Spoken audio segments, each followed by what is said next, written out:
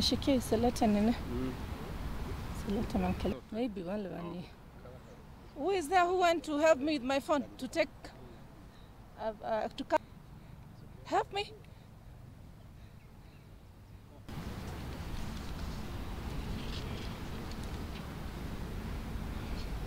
The video is there, the photo is there.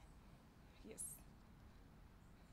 We want to state that Baba the Fifth, Raila Odinga, and Mama Ida Odinga are supporting the churches, and that's why at this time they have raised the ban that was there to restrict churches from registration, to show their full support to the church, and nobody should have fear in voting and erecting our fifth president, Raila Odinga.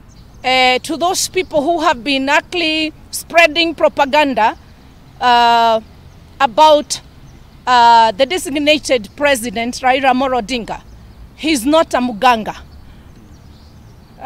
These propagandas that have been ongoing with the other Kenya Kwisha, or Kenya Kwanza, sorry, that Raila Odinga is muganga, it should stop.